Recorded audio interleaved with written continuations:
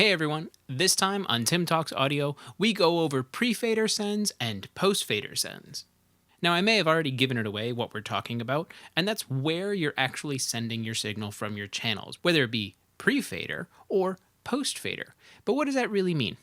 Let's dive into the DAW and take a look. Okay, here we are inside the session, and first let's go over how to choose whether it's a pre-fader send or a post-fader send. That's easy enough to do. We'll take our snare drum as an example, and it's right here in red. And you can see in my sends, and I'll just make this a little bit bigger, that I have both a yellow send and a blue send.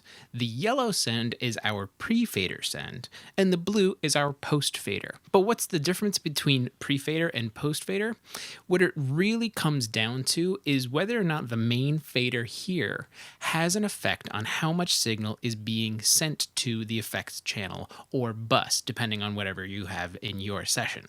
So if you want the relative balance of your dry signal to your, let's say, wet signal, if you're sending to a reverb, you may want to use a post-fader send. This way, if I push a vocal a little bit louder, as you would in any normal room, you're going to hear a little bit more reverb. It's getting pushed, so it's getting louder. A post-fader send will read that fader pushing up and send more signal to the reverb.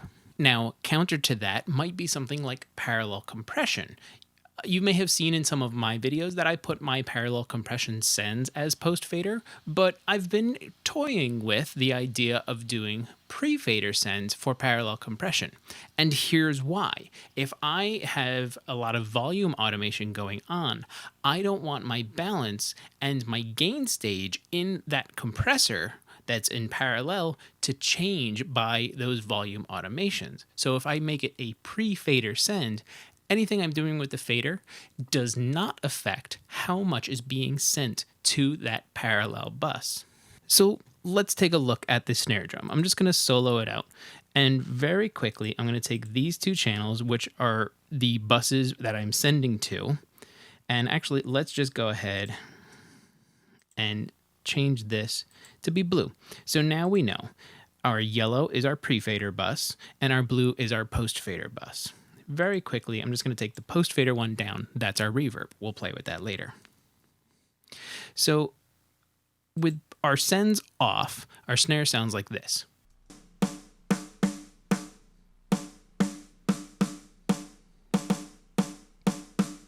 So let's do some pre-fader send parallel compression.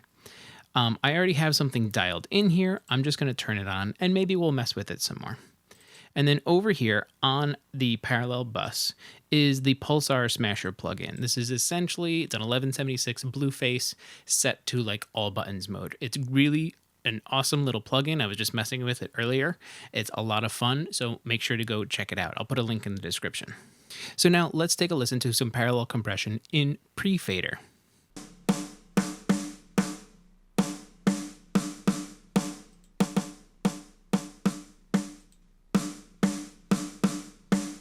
And now here's the important thing, is it's in pre-fader, and I'm just going to grab the main fader for the channel and drop it down as it's playing through.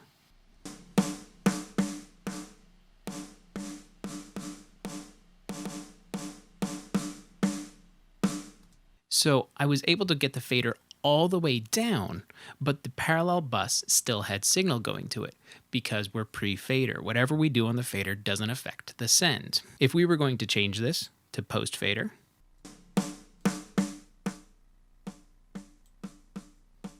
even stopping halfway through, the signal's going to the bus, but it's not even over the threshold of the compressor, and it's not doing anything. This is something you may want to play with. Okay, now let's switch over to a post-fader send. We'll do our snare reverb. I have a plate going on the blue channel, and this is the Soundtoys little plate. It's a lovely little plugin. Now, I do want the amount of snare drum that I have in my mix feeding how much is going to the reverb. This way, if I need to automate the snare volume up or down, it's going to be as if it's in the room or pushing the plate louder because maybe I'm pushing the fader louder or quieter. Let's take a listen.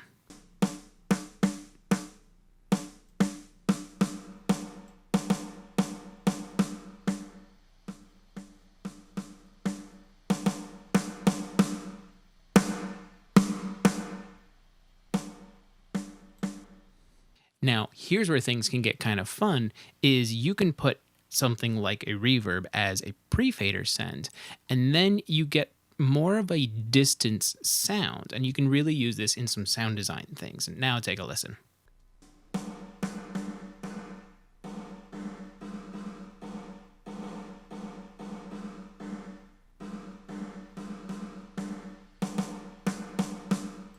So it's almost like you're moving away from the snare drum and you're hearing more of the reverb sound and that room sound, or in this instance, a plate sound, as opposed to the direct sound. If you ever wanted to do something where it sounded like it was getting further away, play with a pre-fader reverb send, and then you can take your dry signal out.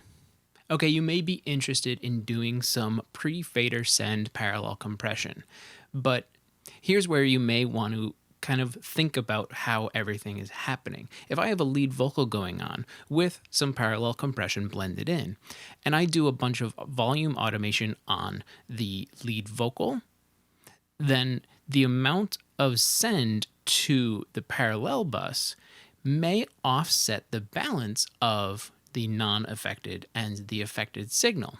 How do you compensate for that? Well, that's easy enough to do as well. What you could easily do, and I have it on these 3 channels here, these are my pre-fader sends to an Andrew Sheps style parallel compression thing going on. What I can do is I can grab these 3 vocals plus the parallel bus and either send these to their own bus, or I could also do a VCA channel. This will then keep the same relative balance of my lead vocal channels and my parallel bus together. So I can do my volume automations on the VCA as well. And it will keep the balances all together. Watch this. If I just take the VCA without even playing and I bring it down, you can see the 4 channels that are connected to it are proportionally going down or up. And if I put this back to 0, everything is where it was. You could also do this with a bus, and that will work just fine too. I just wanted to show you one instance where we could use a VCA as well. One last reason to use a pre-fader send would be for any monitoring that needs to happen either live or in the studio. If you're trying to make a headphone mix, then you can send all of the channels that need to go to that performer in pre-fader mode. Then they will have their own isolated mix, provided it's going out a different output from your interface. And that mix will be their mix and won't be affected by what you need to do to get the sound in the control room for what you're looking to have happen. The same idea goes for when you're playing live. If you are going to do a in-ears mix or a monitor mix, you want that all to be happening pre-fader. That's all for now. If you found anything informative, please like and share the video. For more, visit timflansbaum.com, and if you have a question, ask it in the comments and I'll answer it in a future video. Thanks for watching.